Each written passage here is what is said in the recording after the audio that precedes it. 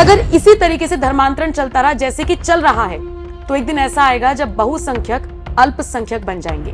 अश्वनी जी, टिप्पणी बहुत गंभीर है जो कोर्ट की तरफ से की गई है, क्या कहेंगे इस पे? धर्मांतरण कराने वाले मिशनरियों, जिहादियों और उनके मददगारों पे एनएसए लगाया जाए, यूएपीए लगाया जाए, वेजिंग वॉर की धारा लगाई जाए, उनकी प्रॉपर्टी जब्त किया जाए। सनातन के रास्ते धर्मांतरण को क्या रोका जा सकता है? बिल्कुल रोका जा सकता है। आप केवल प्राइमरी के स्कूलों में सनातन की शिक्षा दीजिए, प्राइमरी के स्कूलों में आप वेद को पढ़ाइए। तो ये अंधविश्वास नहीं है, इसको कैसे रोके सरकार? काला जादू अंधविश्वास राष्ट्रीय समस्या है। ये काला जादू अंधविश्वास कितनी बार डाइन के नाम पे महिलाओं को पीट दिया गया, मार दिया गया, सुना होगा आपने, सुना होगा। बिल्कुल। किस प्रकार का कानून अब बनना चाहिए पाखंड के अंत के लिए? संसद में बाकायदा एक काला जादू अंधविश्वास नियंत्रण कानून बनना चाहिए। जो दूसरे रिलीजन के बच्चे हैं या फिर उनके माँ बाप है, ये तो मांग करेंगे ना कि हम अपना रिलीजन भी पढ़ाना चाहते हैं, उस रिलीजन को क्यों पढ़ाएं? टैक्स पेयर के पैसे से आप धार्मिक शिक्षा दे सकते हैं, रिलीजियस शिक्षा नहीं दे सकते, मजहबी शिक्षा नहीं दे सकते, धार्मिक शिक्षा दे सकते हैं। सवाल ये भी उठ रहा है कि हिंदू क्या वाकई में हिंसक है? हिंदू अगर हिंसक होता तो कश्मीर में नरसंहार नहीं होता, बंगाल में मोपला नहीं होता। हिंदू अगर हिंसक होता तो मेघालय में, मिजोरम में, नागालैंड में, मणिपुर में जो हिंसा चल रही है, हिंसा नहीं होती। हिंदू अगर हिंसक होता तो हिंदुस्तान एक हिंदू राष्ट्र होता। दिन में 5 बार लाउड स्पीकर पे अजान में क्या बोला जाता है? ला इलाहा इल्लल्लाह, अल्लाह के अलावा कोई दूसरा इबादत के लायक नहीं। ये हिंदुओं के कान में लाउड स्पीकर से पहुंचाई जाती है।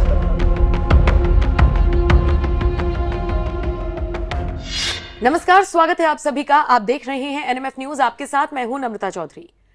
ये जो फ्रेम आप देख रहे हैं इसमें आपको 3 एंकर्स दिख रही हैं। यहां से शुरुआत करूंगी, कविता राणा, फिर मैं नम्रता और सृष्टि श्रीवास्तव। हमारे साथ आज एक स्पेशल गेस्ट मौजूद हैं, बीजेपी के नेता भी हैं और सुप्रीम कोर्ट के अधिवक्ता भी हैं, अश्वनी उपाध्याय जी। स्वागत है सर आपका। और देखिए, अश्वनी उपाध्याय से अमूमन मैं रूबरू होती हूं, अक्सर हम कई मुद्दों पर चर्चा करते हैं। 1 जुलाई से जो नियम लागू होने वाले थे उस पर भी हम स्पेशल पॉडकास्ट आपके लिए लेकर आए थे, आपने उसको बहुत पसंद किया। वादा करके गए थे मैं और अश्वनी जी कि आप कमेंट सेक्शन में से आपके कमेंट्स निकालेंगे, लेकिन उससे पहले मुझे लगता है आज ये इंटरव्यू करना इसलिए जरूरी है क्योंकि सड़क से लेकर संसद तक हिंदू, हिंदुत्व, हिंसक, हिंसा, बस यही गूंज रही है। एक तो इस पर चर्चा करेंगे आज कि अगर हिंदू वाकई में हिंसक है तो सबूत क्या है। यह सवाल अश्वनी उपाध्याय से मेरा रहेगा, इस पर वो जवाब देंगे, बाकी मेरे 2 सहयोगी अपने अपने सवाल पूछेंगे।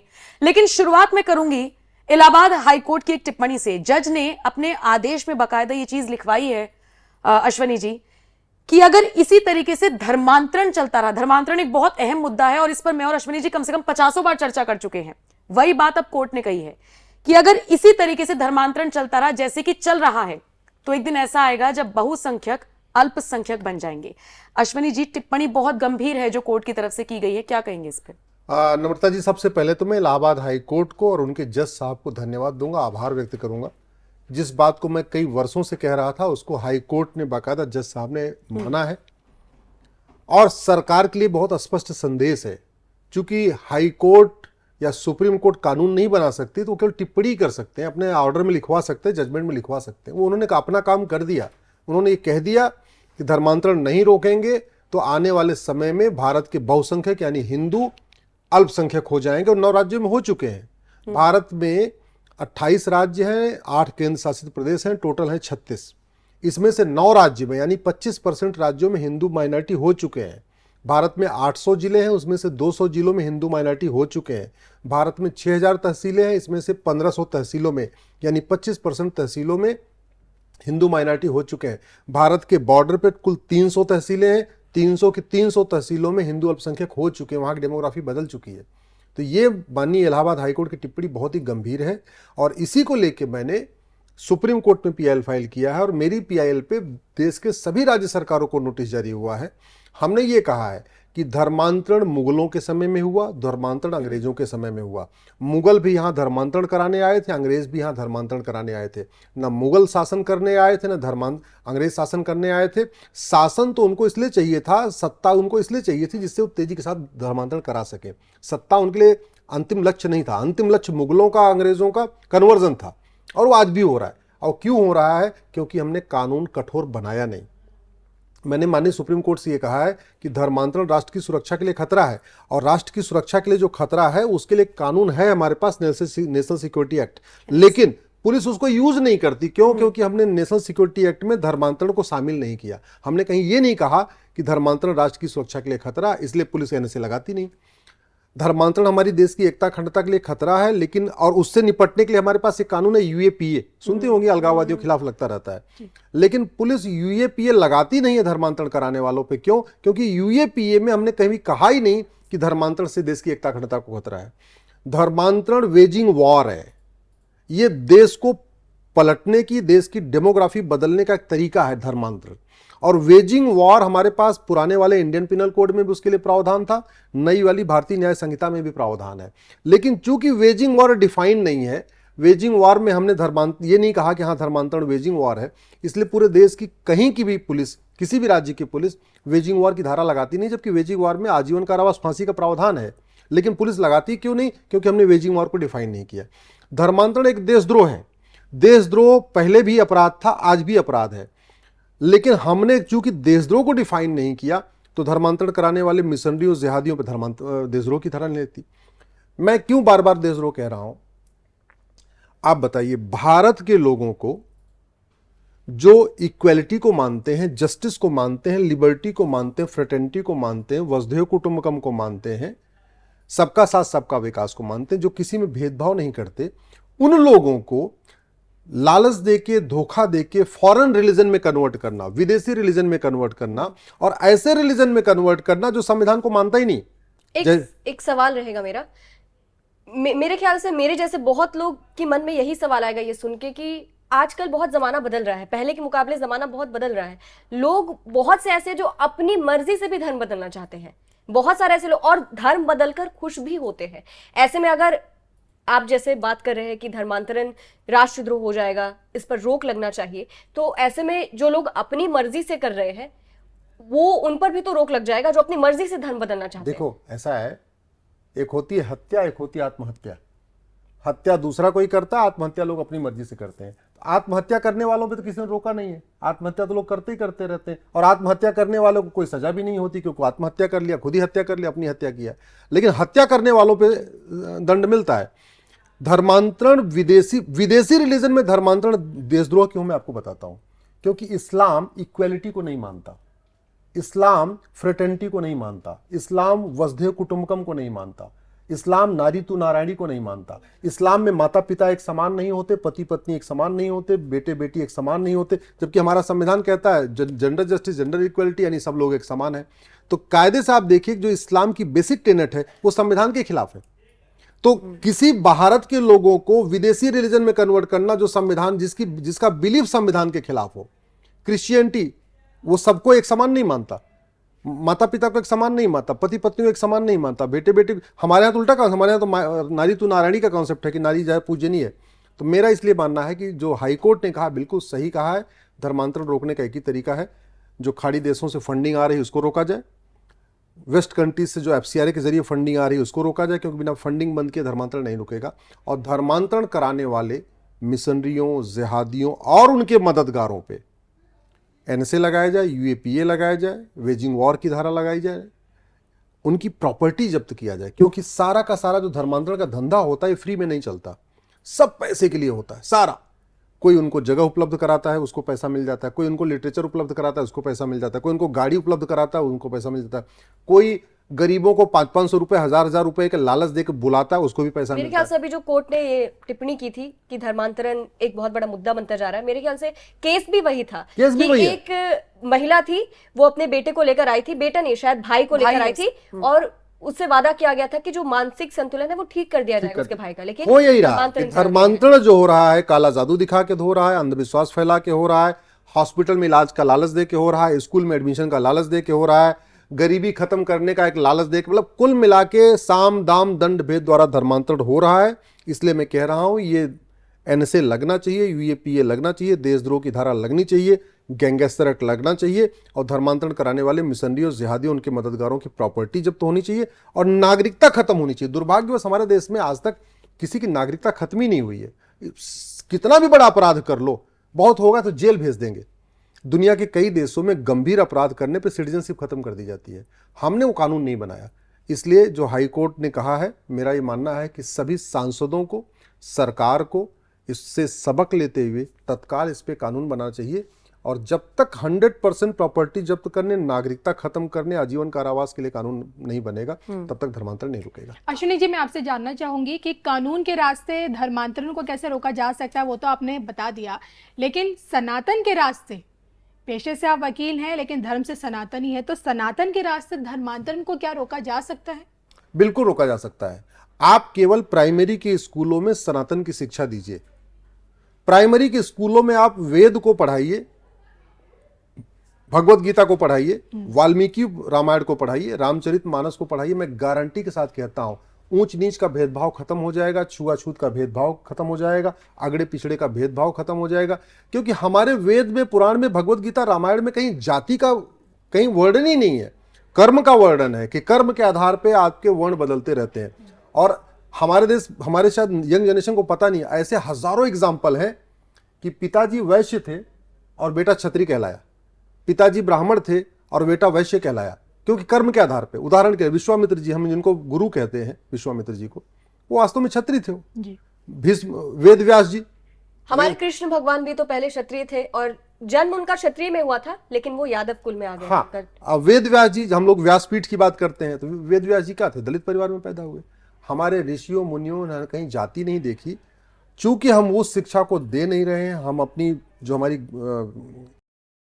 व्यवस्था थी, वैदिक शिक्षा व्यवस्था, इसको लागू नहीं किया। शायद उसका भी एक बड़ा कारण है कि धर्मांतरण हो रहा है। पढ़ाई की बात कर रहे हैं, लेकिन कहीं खुद भी हिंदू जिम्मेदार नहीं है इसके लिए कि इतनी ज्यादा जातिवाद हो रहा है, इतना ज्यादा जातिवाद हो रहा है, उसके चक्कर में हिंदू बढ़ते चले जा रहे हैं। अगर शिक्षा दे भी गई, अगर पढ़ा भी दिया गया भागवत गीता या कई तरह की चीजें, लेकिन जातिवाद कैसे खत्म होगा? क्योंकि मेरे ख्याल से जातिवाद दिमाग में, जड़ में अंदर घुस गया लोगों के, जिसके कारण हिंदुत्व बट रहा है जातिवाद से। जाति भाषा क्षेत्र का जहर जनता कम घोलती है, उसको पॉलिटिशियन ज्यादा घोलते हैं। पॉलिटिशियन घोलते हैं सत्ता के लिए। अदरवाइज हमारे देश में आप चंद्रगुप्त मौर्य तक उठा के देख लीजिए, जाति के नाम पे कोई लड़ाई थी ही नहीं। पहली बात तो हमारे देश में जाति व्यवस्था थी ही नहीं, हमारे देश में गोत्र व्यवस्था थी। और गोत्र सबका कॉमन होता है, जो गोत्र ब्राह्मण का होता है वही क्षत्रिय का होता है, वही वैश्य का होता है, वही दलित का होता है। भारद्वाज गोत्र, ऋषि कश्यप गोत्र, या और जितने वशिष्ठ गोत्र, जितने भी गोत्र होते हैं सबके कॉमन होते हैं। आपको उदाहरण के लिए, मैं भारद्वाज हूँ, मैं प्रयाग का रहने वाला हूँ, मैं ब्राह्मण कहलाता हूँ, मैं ब्राह्मण परिवार में पैदा हुआ। अयोध्या के आसपास के जितने क्षत्रिय हैं वो सारे भारद्वाज हैं। यहाँ पे मेरठ मुजफ्फरनगर में जो जाट हैं वो भारद्वाज हैं, और इधर हरियाणा में यमुनानगर में जितने सैनी हैं वो भारद्वाज हैं। तो यानी ब्राह्मण भी भारद्वाज, क्षत्रिय का भी गोत्र भी भारद्वाज, वैश्य का भी गोत्र, आप कायस्थ का गोत्र भी आपको भारद्वाज भी मिल जाएगा, बनियों का गोत्र भी गर्ग मिलेगा, ब्राह्मणों का गोत्र भी गर्ग मिलेगा, ठाकुरों का भी गोत्र गर्ग मिलेगा। तो हमारे देश में जो गोत्र व्यवस्था थी वो ज़्यादा अच्छी थी। अंग्रेजों के समय में गोत्र व्यवस्था को खत्म कर दिया गया, जाति व्यवस्था को प्रमोट किया। और डॉक्टर अंबेडकर ने इस पर बाकायदा किताब भी लिखी है कि ये जो प्रेजेंट कास्ट सिस्टम है ये अंग्रेजों के द्वारा प्रमोट किया गया है। इवन मुगलों के समय भी इतना ज्यादा प्रमोट नहीं किया गया जितना भी प्रमोट किया गया। ठीक है, अंधविश्वास का जिक्र आपने किया अपने पहले जो आप आंसर दे रहे थे। अब मुझे हाथरस से इसको जोड़कर देखना है। हाथरस में इतना बड़ा ये हादसा हुआ और जो खबरें निकलकर सामने आई उसमें ये कि परमिशन 80,000 की ली गई थी, पहुंच गए 2.5 लाख, पुलिस वाले नहीं थे। अब सोशल मीडिया पर सुबह से ट्रेंड कर रहा है योगी इस्तीफा दो। सबसे पहले तो मुझे आपसे ये जानना है कि मुख्यमंत्री की इसमें क्या भूमिका हो सकती है। दूसरी चीज, क्या ये लोगों को, मेरा बस ये सवाल ये है कि क्या लोगों को खुद से भी अब वक्त नहीं आ गया है ये सोचने का कि ऐसे बाबाओं के पीछे नहीं भागना चाहिए? क्योंकि आप देखिए जिस भोले बाबा के दरबार में ये लोग गए थे, जिसके चरण की धूल के लिए ये लोग ऐसी भगदड़ मची कि देखिए कितना बड़ा हादसा हो गया, वो भोले बाबा लापता है। इस पूरे आयोजन को जिसने ऑर्गेनाइज करा है वो ऑर्गेनाइजर्स लापता है। FIR तो चलिए दर्ज हो जाएगी, प्रशासन भी एक्टिव हो गया, अधिकारी पहुंच गए, योगी ने मुआयना कर लिया है, लेकिन उस विश्वास कहूं मैं उसे, आस्था कहूं, जिसने अभी तक ऑफिशियल तौर पर, जब तक हम ये वीडियो रिकॉर्ड कर रहे हैं, 121 लोगों की जान तो ले ही ली है। और जहां पर 2.5 लाख लोग होंगे वहां पर सिर्फ 121 मरे हों ऐसा नहीं कहा जा सकता। आंकड़ा निश्चित तौर पर ज्यादा रहा होगा और वो बढ़ भी सकता है, भगवान ना करे बढ़े, लेकिन बढ़ सकता है। तो ये अंधविश्वास नहीं है, इसको कैसे रोके सरकार? नम्रता जी, ज़्यादातर हम भारत की जो समस्याएं हैं उसका मूल कारण है शिक्षा हमारी अच्छी नहीं है, और दूसरा कानून का खौफ नहीं है। पहली बात तो जो भारत में काला जादू फैलाते हैं, अंधविश्वास फैलाते हैं, चाहे वो पाखंडी पादरी हों, चाहे पाखंडी मौलवी हों, चाहे पाखंडी बाबा हों, वो इसलिए फैलाते हैं कि उनको पता है कि भारत में काला जादू अंधविश्वास के खिलाफ कोई कानून ही नहीं है। इसलिए आज तक आप देख लीजिए कितनी बार भगदड़ हो चुकी है, और ये कोई पहली भगदड़ नहीं है। कई जगह ऐसी भगदड़ हो चुकी है, राजस्थान में ऐसी भगदड़ हो चुकी है पहले, इसके पहले हरियाणा में हो चुकी है, बिहार में हो चुकी है, झारखंड में कई बार हो चुकी है, लेकिन उनको कुछ होता नहीं। क्यों? क्योंकि कानून घटिया है। दूसरी बात ये, ऐसे पाखंडियों के चक्कर में जनता पड़ती क्यों है, इसको समझिए।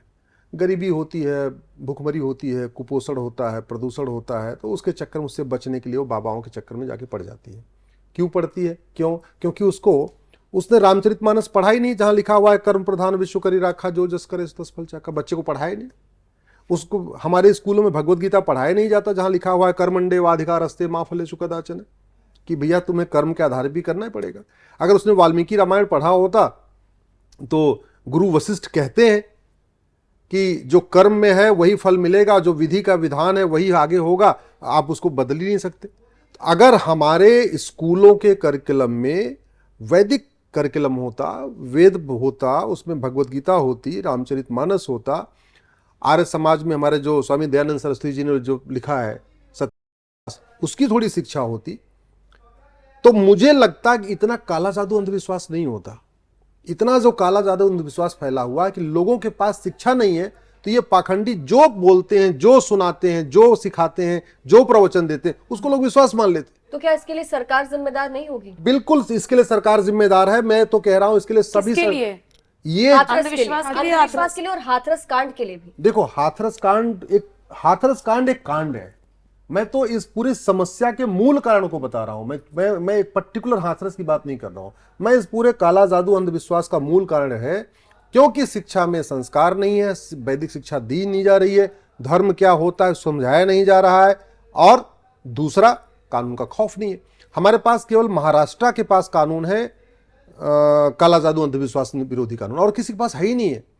काला जादू अंधविश्वास राष्ट्रीय समस्या है। ये काला जादू अंधविश्वास कितनी बार डाइन के नाम पे महिलाओं को पीट दिया गया, मार दिया गया, सुना होगा आपने, सुना होगा। बिल्कुल। झारखंड में काला जादू अंधविश्वास बहुत तेजी के साथ चलता है, आपके बंगाल में चलता है, आपके छत्तीसगढ़ में चलता है, यूपी में तो कम चलता है, बाकी और कई राज्यों में इससे भी ज्यादा चलता है, लेकिन रुक नहीं रहा। क्यों? क्योंकि ये जो पाखंडी हैं, इनको पाखंडियों खौफ नहीं, उनको लगता ही नहीं, और ये मोटा पैसा कमा के जाते हैं। एक उदाहरण देता हूं, 5-6 साल पहले एक बाबा आया, वो समोसा खिला खिला के, चटनी खिला खिला के, पता नहीं क्या क्या करके, वो लगभग 5,000 करोड़ इकट्ठा करके लेके चला गया। 5,000 करोड़। मैं नाम नहीं लेना चाहूंगा। बाबा आता था, कहता था अच्छा ये समोसा खा लो, ऐसे ठीक हो जाएगा, चटनी खा लो, ये कर लो, वो कर लो, और ऐसे ही केरल वरल में पता चलता कितने सारे ऐसे पाखंडी पादरी पकड़े जाते हैं। कितनी बार ऐसे देखा गया है कि पाखंडी जो ये मौलवी होते हैं, पता नहीं क्या क्या वादा कर देते हैं कि बेटा हो जाएगा तो बेटी हो जाएगा, तो ये भी हो जाएगा तो वो भी ठीक हो जाएगा, नपुंसकता ठीक करने का वादा करते हैं, बाचपन ठीक करने का, तो रेप तक के मामले सामने आए। रेप तक कितनी बार आ जाओ। क्यों? क्योंकि उनको खौफ नहीं है। ये 2-4-6 पाखंडियों को पकड़ के टांग दो ना, आगे से अपने आप सब ठीक हो जाएगा। तो 2 चीज करने की जरूरत है। पहला, ये जो मैकाले की शिक्षा है जो किसी काम की नहीं है। मैकाले की शिक्षा में ए फॉर एप्पल और बी फॉर बॉल पढ़ा रहे हैं। अगर ए फॉर अर्जुन पढ़ाते, बी फॉर भीम पढ़ाते, तो बच्चा सीखता कि अर्जुन कैसे बनना, भीम कैसे बनना है। वाई फॉर युधिष्ठिर पढ़ाते तो युधिष्ठिर कैसे थे, कैसे धर्म के बारे में वो सीखता। हम क्या पढ़ा रहे हैं? जी फॉर गोट पढ़ा रहे हैं। गोट से क्या लेना देना बच्चे से? वो बकरी क्या करेगा? बकरी पालन करेगा कि बकरी का दूध पिएगा? करेगा क्या? तो ये जो मैकाले की शिक्षा है ये घटिया है, इसको बदलने की जरूरत है। पूरे देश में समान शिक्षा लागू करने की जरूरत है। प्राइमरी के सिलेबस में आप उसको फिजिक्स केमिस्ट्री मैथ मत पढ़ाइए। प्राइमरी के सिलेबस में उसको अष्टांग योग पढ़ाइए, वैदिक ज्ञान दीजिए उसको। कर्तव्य क्या होता है, पिता का मतलब एक बेटे को क्या क्या कर्तव्य है, भाई के साथ कैसे रहना, बहन के साथ कैसे रहना, माता पिता के साथ कैसे रहना, दोस्तों के साथ कैसे रहना, इंद्रियों पर नियंत्रण कैसे करना, शक्ति कैसे प्राप्त करना, वो सब सिखाइए उसको। मुझे ऐसे लगता है कि जब तक इस शिक्षा में बदलाव नहीं होगा, और दूसरा दंड नहीं होगा, जब तक पाखंडियों के खिलाफ दंडात्मक कार्रवाई नहीं होगी तब तक ये नहीं रुकेगा। और आज की डेट में ऐसा कोई कानून नहीं है जो ऐसे पाखंडी बाबाओं को पकड़ के आजीवन कारावास फांसी दे सके। तो किस प्रकार का कानून हम बनना चाहिए पाखंडियों के अंत के लिए। संसद में बाकायदा एक काला जादू अंधविश्वास नियंत्रण कानून बनना चाहिए। उसमें प्रॉपर्टी जब्त करने का प्रावधान। देखो अल्टीमेटली आप जरा सोचो, ये जो काला जादू अंधविश्वास दिखाते हैं नम्रता, जिनका उद्देश्य क्या है? पैसा। और ये करते क्या है? 4-5 साल के अंदर ये अपनी दुकान चलाते हैं, उसी में फार्म हाउस बना लेते हैं। कई बार तो कईयों को तो मैं ऐसे जानता हूं पाखंडियों जिनकी फैक्ट्रियां चल रही हैं। कई ऐसे पाखंडियों ने अपना बड़ा बड़ा कारोबार फैला दिया है, पेट्रोल पंप खरीद लिए हैं, कोल्ड स्टोर बना लिए हैं, उनकी फैक्ट्रियां चल रही हैं, उन्होंने बड़ी बड़ी एजेंसियां ले रखी हैं। अच्छा, नेताओं को बड़ा फायदा होता है इनसे। जैसे ये जो हाथरस वाला पकड़ा गया है बाबा, हाथरस वाले की जितनी फोटो आ रही है अखिलेश यादव के साथ आ रही है। वो समाजवादी पार्टी के लिए काम करता था और पता चला वो कोई पढ़ा लिखा नहीं हो, उसको संस्कृत भी नहीं आती जाती, न उसने कभी वेद पढ़ा, न पुराण पढ़ा, न भगवत गीता पढ़ा, न रामायण पढ़ा, और बाबा बन के बैठ गया। लेकिन एक सवाल ये रहेगा, आपने कहा अखिलेश यादव के साथ तस्वीर वायरल हो गई, तो सिर्फ एक तस्वीर कैसे सब कुछ नहीं, define कर सकते हैं? नहीं, वो प्रचार में भी शामिल हुआ था, ऐसी खबरें अब सोशल मीडिया पर हैं। ऐसी बातें आ रही हैं पार्टी कि के वो अब बाकायदा लोग इकट्ठा करता था, तो अखिलेश यादव वहां पे आते जाते थे। और वहां पे आके हाथ हिलाया करते थे। कुल मिला के ऐसे लग रहा है कुछ नेक्सस है, मैं कंफर्म नहीं हूं। कंफर्म, हाँ, अभी इस तरीके की खबरें आनी शुरू हुई हैं, अभी शुरू देखते हुई। हैं। हाँ, मैं जो सोशल मीडिया के माध्यम से आ रही, पता नहीं कितनी सच है कितनी गलत। मैं कहता हूं जो भी हो, इस बाबा को मैं तो कह रहा हूं ये नजीर होनी चाहिए, लेकिन सरकार कुछ कर नहीं सकती क्योंकि भारत में कानून का राज है ना। अभी उन पर हत्या का मुकदमा दर्ज हुआ है वैसे, जो बाबा देखो साहब हत्या भोले का बाबा। मुकदमा आप दर्ज भले कर लो, लेकिन मेरे हिसाब से बाद में बरी हो जाएगा। लेकिन आपको लगता है क्यों? क्योंकि हमने ऐसा स्पेशली ऐसा कानून नहीं बनाया जहां आप भीड़ बुला रहे हो और आप भाषण दे रहे हो, उसके बाद भगदड़ के लिए आपको जिम्मेदार माना जाए, ऐसा कोई कानून नहीं हमारे पास। इस मसले में आपको लगता है कि यहाँ पे योगी बाबा का बुलडोजर चलना चाहिए बाबा के रहस्यमयी लोक पर? मैं बिल्कुल, ये मेरा मानना है कि ये जो पाखंडी बाबा है, इसका पूरा घर, फार्म हाउस, मकान, दुकान सब जमींदोज कर देना चाहिए और इसके ऊपर गैंगस्टर एक्ट लगना चाहिए। ऐसे पाखंडी बाबा हमारी राष्ट्रीय सुरक्षा के लिए खतरा है। ऐसे पाखंडी बाबाओं पे एनएसए लगना चाहिए, 1 साल तक जमानती न हो।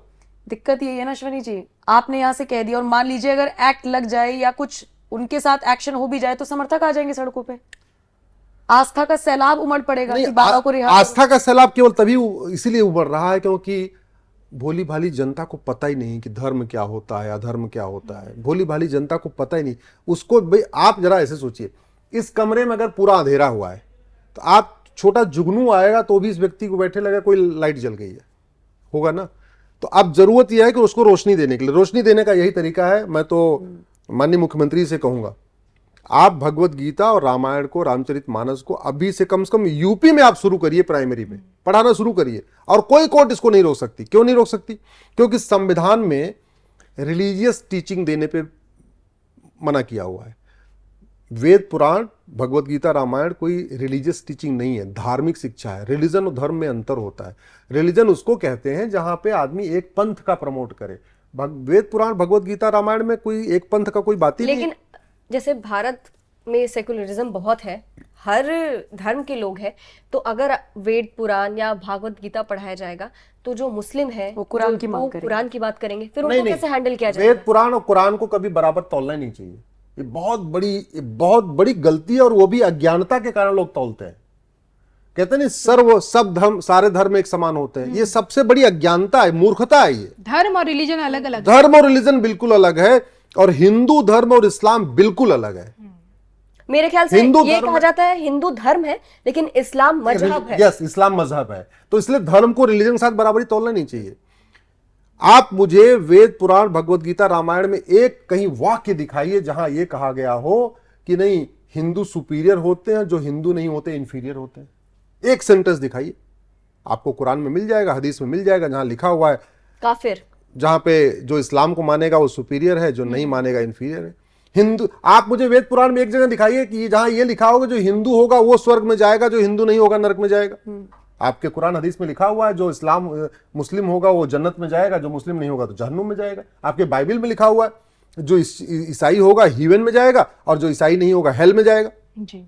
इसलिए मैं कह रहा हूं ये बहुत बड़ी मूर्खता है, अज्ञानता है जो हम सबको एक बराबर तौल लेते हैं, सबको एक बराबर मान लेते हैं। नहीं, सब एक बराबर नहीं है। हिंदू धर्म धर्म है और इस्लाम और क्रिश्चियनिटी लेकिन रिलीजन है। सवाल ये था कि जैसे आपने कहा वेद पुराण या फिर भागवत गीता पढ़ाई जाएगी, तो जो दूसरे रिलीजन के बच्चे हैं या फिर उनके माँ बाप है, ये तो मांग करेंगे ना कि हम अपना रिलीजन भी पढ़ाना चाहते हैं, उस रिलीजन को क्यों पढ़ाए? नहीं। ये सवाल कर सकते हैं लोग। वो उनके लिए तो ऑलरेडी है, उनके प्रावधान, वो अपने पढ़ाते रहे, घर में पढ़ाते रहे, क्या दिक्कत क्या है? टैक्स पेयर के पैसे से आप धार्मिक शिक्षा दे सकते हैं, रिलीजियस शिक्षा नहीं दे सकते, मजहबी शिक्षा नहीं दे सकते, धार्मिक शिक्षा दे सकते हैं। तो वेद पुराण गीता रामायण एक धार्मिक पुस्तक है, इसमें जो कुछ लिखा है वह सब पे लागू होता है, जबकि कुरान केवल मुस्लिम्स पे लागू होता है, बाइबल केवल क्रिश्चियन पे लागू तो अब क्या समय आ गया है कि भगवत गीता को जो राष्ट्रीय ग्रंथ का दर्जा दिलाने की जो मांग संत समाज अब तक करता आया दशकों से, अब समय है इसको लेकर? बिल्कुल, भगवत गीता को मुझे लगता है कि राष्ट्रीय पुस्तक घोषित करना चाहिए और भगवत गीता को मैंडेटरी करना चाहिए।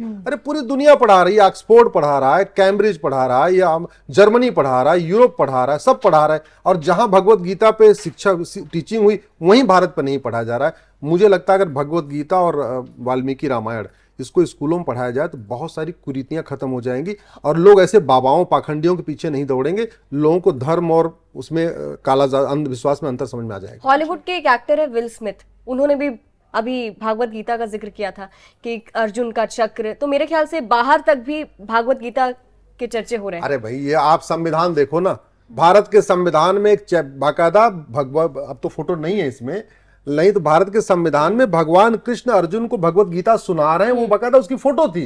भारत के संविधान में राम दरबार था, भारत के संविधान में हनुमान जी की फोटो थी, भारत के संविधान में गुरुकुल बना हुआ था, भारत के संविधान में नालंदा विश्वविद्यालय बना था, भारत के संविधान में नंदी बैल बना हुआ था, हड़प्पा मोहनजोदड़ो की सभ्यता बनी हुई थी, ये सब भारत के भगवान नटराज की फोटो थी। तो ये इसलिए मैं कह रहा हूं ये धार्मिक प्रतीक हैं, इसलिए भारत के संविधान में थे। भारत के संविधान में कहीं कुरान नहीं बना हुआ था, कहीं बाइबल नहीं बना हुआ था, क्योंकि कुरान और बाइबल मजहबी किताब है, वो धार्मिक किताब नहीं है। इसको देश के सभी बुद्धिजीवियों को, खासतौर पे मुझे लगता है नेताओं, अभिनेताओं, लेखकों, बुद्धिजीवियों, पत्रकारों, जजों को समझने की जरूरत है कि सर्वधर्म एक समान नहीं होते, सारे धर्म एक समान नहीं होते, धर्म अलग होता है, पंथ अलग होता है, और सारी किताब एक समान नहीं होती। एक चीज ये भी कि ये मैंने कहीं से सुना था कि जिसके जन्म होने की तारीख है उसकी मरने की तारीख भी है। जो जैसे मुस्लिमों का है इस्लाम, तारीख है कि वो कब बना था, लेकिन हिंदुओं में ऐसा कुछ नहीं है। हमारे धर्म का, हमारे रिलीजन का कोई तारीख नहीं है बनने का। सनातन का मतलब ही होता है जो अनंत हो, जिसका कोई कब से शुरू हुआ भी कुछ पता ही नहीं है, और जो अनंत है, जो अजन्मा है, तो स्वाभाविक सी बात है उसका अंत कभी नहीं होगा, वो यथावत चलता रहेगा। ठीक है, अब एक मुद्दा जो मैंने शुरुआत में बोला था वो था हिंदू और हिंसक, जो राहुल गांधी से शुरू हुआ और संसद से ये बहस होते होते सड़कों पर आ गई है। बीजेपी नेता हो, कांग्रेस नेता हो, उधर से क्लैरिफिकेशन आने शुरू हो गए हैं। सृष्टि मुझे ऑफ कैमरा सुप्रिया श्रीनेत के ट्वीट्स भी बकायदा पढ़ पढ़कर बता रही थी कि पूरा मुद्दा कांग्रेस को मिल गया है कि भाई ऐसा कुछ नहीं बोला, उधर बीजेपी हमलावर है। सवाल ये भी उठ रहा है कि हिंदू क्या वाकई में हिंसक है? नम्रता जी, अगर हिंदू हिंसक होता तो दुर्योधन का ननिहाल गंधार कभी अफगानिस्तान नहीं बनता, हमेशा हिंदू राष्ट्र होता। हिंदू अगर हिंसक होता तो राजा भरत का ननिहाल कैकेयी, जहां से माता कैकेयी आई थी, वो पाकिस्तान नहीं बनता, वो हमेशा हिंदू राष्ट्र होता। हिंदू अगर हिंसक होता तो ईस्ट बंगाल कभी बांग्लादेश नहीं बनता, वो हमेशा वहाँ ढाकेश्वरी मंदिर पे हमेशा वहाँ पे होली दिवाली मनाई जाती और वहाँ हिंदू खत्म नहीं होते, वो हिंदू राष्ट्र होता। हिंदू अगर हिंसक होता तो भारत के 9 राज्यों में जो हिंदू खत्म होते हैं ये नहीं होता। हिंदू अगर हिंसक होता तो कश्मीर में नरसंहार नहीं होता, बंगाल में मोपला नहीं होता। हिंदू अगर हिंसक होता तो मेघालय में, मिजोरम में, नागालैंड में, मणिपुर में जो हिंसा चल रही है, हिंसा नहीं होती। हिंदू अगर हिंसक होता तो हिंदुस्तान एक हिंदू राष्ट्र होता। हिंदू अगर हिंसक होता तो मुझे लगता है कि भारत के प्रधानमंत्री नेहरू नहीं बल्कि भारत प्रधानमंत्री सरदार पटेल होते, क्योंकि 15 कांग्रेस की कमेटियों में से 12 ने कहा था सरदार पटेल को प्रधानमंत्री होना चाहिए, 3 ने अपना वोट नहीं दिया था, नेहरू को 0 वोट मिली थी। इसके बाद गांधी जी ने समझा दिया। लेकिन अब कुछ लोग कहेंगे कि अगर हिंदू हिंसक ना होता तो बाबरी कांड भी ना होता। हिंदू अगर हिंसक होता तो आजादी के बाद काशी, मथुरा, भद्रकाली, भोजशाला, अटाली के लिए अटाला अपने मठ मंदिरों के लिए कोर्ट नहीं जाता सीधे अपने अपने मठ मंदिरों पे खड़ा हो जाता, बोलते काम करो, खाली करो, आज के बाद ये हमारा है। हिंदू अगर हिंसक होता तो कोर्ट में तारीख पे तारीख नहीं जाता। हिंदू अगर हिंसक होता ना तो अब तक जो लोग कन्वर्ट हुए हैं सबकी घर वापसी करा लेता। हिंदू अगर हिंसक होता तो वक्फ बोर्ड नहीं बनता। हिंदू अगर हिंसक होता तो minority commission, minority film industry नहीं होती। हिंदू अगर हिंसक होता तो प्लेस ऑफ वर्शिप एक्ट नहीं बनता। हिंदू अगर हिंसक होता तो गुलामी के नाम नहीं होते। हिंदू अगर, बड़ी सीधी सी बात है, भारत में वहशी दरिंदों के नाम पे सड़क मोहल्ले गलियां चल रही हैं। ऐसे ऐसे वहशी दरिंदों के नाम पे सड़कें चल रही हैं जिन्होंने हमारी माताओं और बहनों का बलात्कार किया, हमारे पूर्वजों का गला काटा, जिन्होंने हमारे गुरु गोविंद सिंह जी महाराज के पूरे परिवार को बर्बाद किया, छत्रपति शिवाजी महाराज को बर्बाद किया।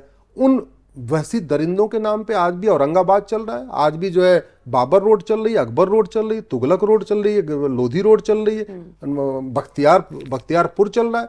हिंदू हिंसक नहीं, हिंदू अहिंसक है, इसलिए गुलामी के नाम चल रहे हैं, तो खत्म हो गए होते। तो क्या देश के प्रधानमंत्री नरेंद्र मोदी हिंसक हिंदू है? मेरा ये मानना है कि जो राहुल गांधी की बात आप कर रही हैं, राहुल गांधी ने, कुछ लोग ये भी कह रहे हैं डिफेंस में कि राहुल गांधी केवल भाजपा के लिए कह रहे थे। अरे भाजपा के लिए कह रहे थे तो ये कहते भाजपा ही हिंसक होते हैं। उनके शब्द आप निकाल के देख लीजिए। उनके कहने का मतलब था कि भाजपा वाले हिंदुइज्म को बहुत प्रमोट करते हैं, खुद को हिंदू के नाम पर वोट लेने की कोशिश करते हैं, कई आरोप ऐसे लगाए गए हैं। तो राहुल गांधी का कहने का मतलब ये था कि आप अपने आप को हिंदू बताते हैं, लेकिन आप फिर भी हिंसा करते हैं। तो वो ये कहना चाह रहे थे। आप वर्ल्ड वाइड उठा के देख लीजिए, दुनिया के 57 देशों में सबसे ज्यादा हिंसा होती है, वहां कोई हिंदू नहीं है।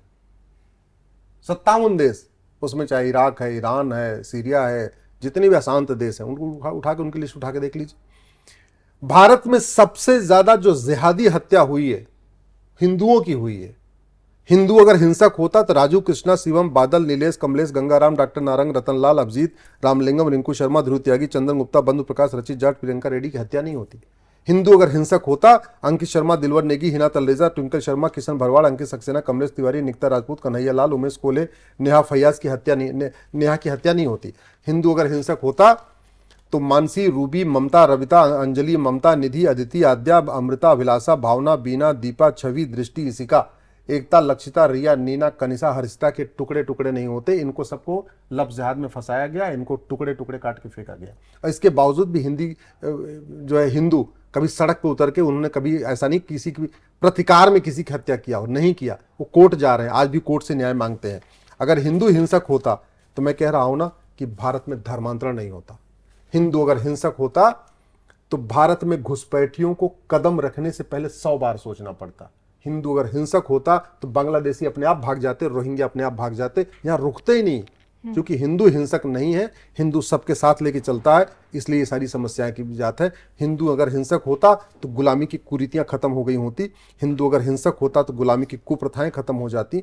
हिंदू अगर हिंसक होता तो गुलामी की पुलिस व्यवस्था बदल जाती, गुलामी की प्रशासनिक व्यवस्था बदल जाती, गुलामी की न्यायिक व्यवस्था बदल जाती। आपको एक बताऊं कि आज भी भारत के जो जितने जहाज हैं उस पर वीटी लिखा होता है। वीटी का मतलब विक्टोरिया टेरिटरी। आप जरा सोचिए, हिंदू अगर हिंसक होता तो जैसे पाकिस्तान में वीटी नहीं है, बांग्लादेश में वीटी नहीं है, भारत का वीटी खत्म हो चुका होता। हिंदू हिंसक नहीं, इसलिए चल रहा है। हिंदू अगर हिंसक होता तो भारत में, मेरा ये मानना है, न लफ्ज़ जिहाद होता, न लैंड जिहाद होता, न किसी की हिम्मत पड़ती कि फल के ऊपर थूकने की और फूल के ऊपर थूकने की और भगवान के प्रसाद पे थूकने की। अगर हिंदू हिंसक होता ना, ये सारी समस्याएं खत्म हो गई होती। लेकिन आपने अभी इतने सारे नाम बताए, तो मेरे ख्याल से इसमें ऐसे बहुत से नाम है। हॉनर किलिंग का नाम तो ये इसमें ऑनर किलिंग का नाम नहीं, मेरे कहने का मतलब ये है कि जहां बात ये हो रही है कि यही ना लव जिहाद करके मारा गया, मुस्लिमों ने हिंदू लड़कियों पर जुल्म किया, मारा। लेकिन ऐसे कई हिंदू परिवार में भी ऑनर किलिंग का मामला आता है। ऑनर किलिंग तो एक वक्त पे हरियाणा के समय इतना ज्यादा फैल रहा था कि लव जिहाद तो कहीं नाम में आता ही नहीं। तो क्या ऐसा नहीं है कि हर धर्म में हिंसा के लोग होते ही होते हैं? ऑनर किलिंग का सबसे बड़ा एग्जाम्पल। लेकिन अब तो खैर इसे हॉरर किलिंग कहा जाने लगा। ये दोनों तो डिफरेंस नहीं, नम्रता, मैं उत्तर दे रहा हूं। संसद में राहुल गांधी ने क्या सभी धर्मों को हिंसक बताया? नहीं। सबको बताया? किसको बताया हिंसक? हिंदू तो हिंदुओं को बताया भी नहीं, वो भाजपा वाले नहीं, उनको कहना चाहिए था भाजपा ही हिंसक होते हैं। लेकिन नहीं, आप उनका रिप्ले निकाल के देख लीजिए। मैंने उनके शब्द 10 बार सुने हैं, मैंने पूरा उसको लॉजिकली सोचा है कह क्या रहे हैं। अगर उनको कहना था तो कहते हैं कि मोदी जी हिंसक है, अमित शाह जी हिंसक है, नड्डा जी हिंसक है, भाजपाई सांसद हिंसक है, भाजपाई नेता हिंसक है। उन्होंने एक भी बार नहीं कहा कि भाजपाई हिंसक है, उन्होंने कहा हिंदू हिंसक है। आप हिंदू हो, आप हिंदू नहीं, वो ये बोले कि जो लोग खुद को हिंदू बताते, इशारा करके बोले थे प्रधानमंत्री मोदी की तरफ, जो लोग खुद को हिंदू बताते हैं वो हिंसा कर रहे हैं। वो ये भी नहीं कह रहे थे कि हिंदू हिंसक है, वो कह रहे थे कि खुद को हिंदू बताते और हिंसा भी कर रहे हैं। आज तक राहुल गांधी का रिकॉर्ड उठा के देख लीजिए, मंदिर में जाने वाले लड़की छेड़ते हैं, कभी उन्होंने कहा कि मस्जिद में जाने वाले, चर्च में जाने वाले लड़की छेड़ते हैं? कभी राहुल गांधी ने यह कहा कि मुस्लिम भी हिंसक होते हैं? इतनी बार गला कट गई, चाहे कमलेश तिवारी की, चाहे कन्हैया लाल की, चाहे उमेश कोहली, कभी उन्होंने कहा? लेकिन प्रधानमंत्री मोदी जी ने भी तो कभी नहीं कहा जब किसी शबनम नाम की लड़की की हत्या हो जाती है और अशोक नाम के लड़के ने हत्या की होती है तो। नहीं, उस पर तो कई बार हो चुका है। जहां पे आप जरा सोचिए, अशोक नाम का इसमें अंतर है। अशोक ने जब शबनम की हत्या किया तो अशोक बन के किया, उसने शबनम को फंसाने के लिए अकरम नहीं बना अशोक, उसने अपनी कभी वो अपना रक्षा सूत्र नहीं हटाया। आप जिसकी बात कर रहे हैं मैं समझ रहा हूं, उसने कभी अपनी पहचान नहीं छिपाई। दिक्कत यहां ये हो रही है कि जो अब्दुल होता है वो राम बन जाता है, अनिल बन जाता है, ये सबसे बड़ी दिक्कत आ रही है। वो अपनी पहचान छिपाता है, अपने फर्जी आधार बनवाता है। मेरे ख्याल से इस चीज को रोकने के लिए हमें अपने घर की लड़कियों को भी समझाने की जरूरत है। देखो, मैं तो सीधे हिंदू की बात कर रहा हूं। अगर हिंदू हिंसक होता ना तो भारत में नशा तस्करी नहीं होती। 2-4 नशा तस्करों को हिंदू दौड़ा दौड़ा के पीट दिया होता, भारत में ड्रग स्मगलिंग बंद हो गई होती। 2-4 जो है मानव तस्करी करने वालों को हिंदुओं ने अगर दौड़ा के पीट दिया होता तो बंद हो गई होती। अगर हिंदू हिंसक होता तो जो ये बार बार इस सरतन से जुदा का नारा लगता है ना, ये बंद हो चुका होता। और हिंदू हिंसक की सबसे बड़ा मैं आपको बताता हूं, दिन में 5 बार लाउड स्पीकर पे अजान में क्या बोला जाता है? ला इलाहा इल्लल्लाह, अल्लाह के अलावा कोई दूसरा इबादत के लायक नहीं। ये हिंदुओं के कान में लाउड स्पीकर से पहुंचाई जाती है। कभी आपने देखा कि कोई हिंदू सड़क पर उतरे हो, बोले भाई तुम क्यों मुझे सुना रहे हो? तुम्हारे अल्लाह के इबादत के लायक है, तुम खुद अपनी सोचो ना, हमें क्यों सुना रहे हो? क्योंकि वो तो राम का भक्त है। आपने कभी किसी राम भक्त हिंदू को कहा कि भैया भाई ला इलाहा इल्लल्लाह बंद करो, अजान बंद करो? नहीं, वो कहते हैं लाउड स्पीकर बंद करो। लेकिन कभी उन्होंने शब्दों पर आपत्ति नहीं किया। कभी हिंदुओं का आपने सुना केवल मेरे राम पूजा के लायक है, मेरे कृष्ण पूजा के लायक है, मेरे केवल मेरी माता केवल पूजा के लायक है? कभी कोई हिंदू नहीं कहता केवल हनुमान जी की पूजा के लायक है। इसी से मुझे एक बात याद आई, अभी कुछ दिन पहले ट्विटर पर ट्रेंड कर रहा था बॉयकॉट एआई मेटा। अगर आपने देखा होगा, व्हाट्सएप आपको एक फीचर दे रहा है, अब आप उस पर कुछ भी सर्च कर सकते हैं, तो वो एआई जनरेटेड है। वो उस पर ये बहुत वायरल हुआ था। उस पर किसी ने सर्च किया जोक ऑन लॉर्ड राम, तो बहुत सारे जोक आ गए खुलकर। Joke on Islam, sorry I can't put a joke on Islam, ये जवाब आया। यही फैक्ट है। एंड रिलीजियस फिगर्स पर मैं जोक, इस तरीके का जवाब था। सर्च किया गया, माइक्रोसॉफ्ट के जो सीईओ निकले, उनका कुछ मुस्तफिर करके कुछ नाम था, तो लोगों को लगा कि अभी एजेंडा चलाया जा रहा है। सोचिए, इस्लाम को लेके ये आया, लेकिन लॉर्ड राम पर, लॉर्ड शिवा पर जोक्स खुलकर आ गए। अरे मैं आपको ऐसे बताता हूं, मकबूल फिदा हुसैन ने हमारी माता दुर्गा की नग्न तस्वीर बनाई, कुछ हुआ उनको? अगर हिंदू हिंसक होता तो मकबूल फिदा हुसैन को जिंदा गाड़ देता। यहां कितनी बार है, जेएनयू में कितनी बार एमएफ हुसैन उसका एग्जांपल। हाँ, आपके जेएनयू में कितनी बार जो है माता सीता के ऊपर, मां लक्ष्मी के ऊपर, मां दुर्गा के ऊपर अभद्र टिप्पणियां हो चुकी हैं। कितनी बार जो है उनके ऊपर क्या बोलते हैं, नाटक खेले गए हैं। कुछ हुआ? नहीं हुआ। इसलिए हिंदू हिंसक नहीं है। और सबसे बड़ी बात, हिंदू अगर हिंसक होता ना तो भारत के संविधान में कभी सेकुलर शब्द नहीं आ पाता। और अब हिंदू अगर हिंसक होता तो भारत के संविधान में वो हिंदू राष्ट्र घोषित करवा लेता, सड़क पुत्र घोषित करवा लेता। 100 करोड़ है, 100 करोड़ पर्याप्त होते हैं सड़क पुत्र का चाहे तो कोई भी सरकार होगी हिंदू राष्ट्र घोषित कर देगी। हिंदू अगर हिंसक होता ना तो जो भारत हिंदुओं के लिए बड़े खतरे बन चुके हैं, चाहे अश्लीलता है, चाहे ड्रग स्मगलिंग है, चाहे लैंड जिहाद है, चाहे लब जिहाद है, चाहे घुसपैठ है, चाहे धर्मांतरण, इन समस्याओं के लिए वो सरकारों पे भरोसे पे नहीं बैठी रहती, वो सड़क पे उतरती और सारा फैसला कर लेती। हिंदू हिंसक नहीं है, इसलिए भारत में लोकतंत्र है। किसी इस्लामिक कंट्री में लोकतंत्र नहीं होता। भारत में लोकतंत्र है संविधान के कारण नहीं, किसी पॉलिटिकल पार्टी के कारण नहीं। भारत में लोकतंत्र है क्योंकि हिंदू यहां मेजॉरिटी है। हिंदू भारत में अगर संविधान चल रहा है, सबको इक्वल राइट है, सबको एक समान अधिकार मिला हुआ है, तो वो संविधान के कारण नहीं, हिंदू बहुसंख्यक है इसलिए। पाकिस्तान में भी संविधान है, वहां सबको एक समान अधिकार क्यों नहीं है? बांग्लादेश में भी संविधान है, वहां सबको एक समान अधिकार क्यों नहीं है? किताब से किसी को कुछ नहीं होता। हिंदू चूंकि हिंदू का कैरेक्टर है, वो हिंदू वसुधैव कुटुंबकम को मानता है, नारी तु नारायणी को मानता है, यत नरस्यु पूज्यते रमन्ते तत्र देवता को मानता है। हिंदू सर्व मंगल मांगल्य शिवे सर्वा साधिकों को मानता है। हिंदू तो कहता है वनस्पति शांति, मतलब सबका कल्याण हो, सब रहे। हिंदू कभी नहीं कहता हिंदुओं की जय हो, गैर हिंदुओं का नाश हो, हिंदुओं में सद्भावना हो और केवल हिंदुओं का कल्याण हो। हिंदू कहता है धर्म की जय हो, अधर्म का नाश हो, प्राणियों में सद्भावना हो, विश्व का कल्याण हो। तो हिंदू तो सबके कल्याण की बात करता है। इसलिए अगर हिंदुओं को कोई आदमी हिंसक कह रहा है तो महामूर्ख है, अज्ञानी है। न उसने वेद को पढ़ा, न उसने वेद रामायण को पढ़ा, न भगवत गीता को पढ़ा, उसको कुछ नहीं आता है। वो पॉलिटिकल स्टेटमेंट के लिए स्टेटमेंट दे रहा है। दुर्भाग्यवश चूंकि ये स्टेटमेंट संसद में हुआ है इसलिए उस पर एफआईआर भी नहीं हो सकती। जानबूझ के उन्होंने संसद में दिया है जिससे उनके खिलाफ न कोर्ट केस हो, न मुकदमा हो, न एफआईआर हो। उन्होंने सुरक्षित अपना जगह तलाश लिया, वहां जाके हिंदुओं के बारे में बोल दिया, अब बोल के निकल गए और कुछ हो भी नहीं रहा। नहीं तो अब तक, और हिंदू हिंसक होता तो कम से कम यह सुनने के बाद तो हिंसक हो ही जाता ना।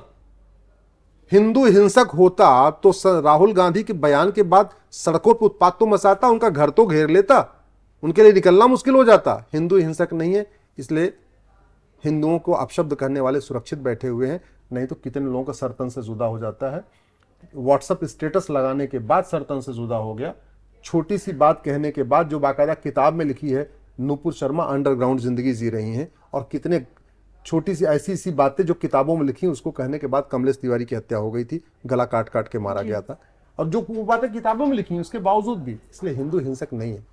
ठीक है, मैं बस आपसे ये भी जानना चाहूंगी, हिंदू हिंसक नहीं है, लेकिन राहुल गांधी तो ये भी कहते हैं कि भाजपा और संघ सनातन हिंदू धर्म के ठेकेदार नहीं है। मंच पे ये भी उन्होंने बयान दिया। देखिए, अगर वो कह रहे हैं कि भाजपा हिंदू धर्म की ठेकेदार नहीं है, इसमें कहीं कोई दिक्कत नहीं, ठीक है। पॉलिटिकल डेमोक्रेसी है, लोकतंत्र है, फ्रीडम ऑफ स्पीच है। एक पॉलिटिकल पार्टी को दूसरी पॉलिटिकल पार्टी को क्रिटिसाइज करने का अधिकार है, वो कह सकते हैं। मैं तो ये कह रहा हूं कि ये संसद होती किस लिए? हिंदू हिंसक है या हिंसक है, ये संसद में चर्चा करने का नहीं है। संसद में क्या चर्चा होती है कि भैया आम आदमी किन किन समस्याओं से परेशान है, उसका मूल कारण क्या है, उसका अस्थायी समाधान क्या है। संसद ये तूतू मैं करने के लिए नहीं है, बतौलेबाजी करने के लिए नहीं है, नूरा कुश्ती करने के लिए नहीं है।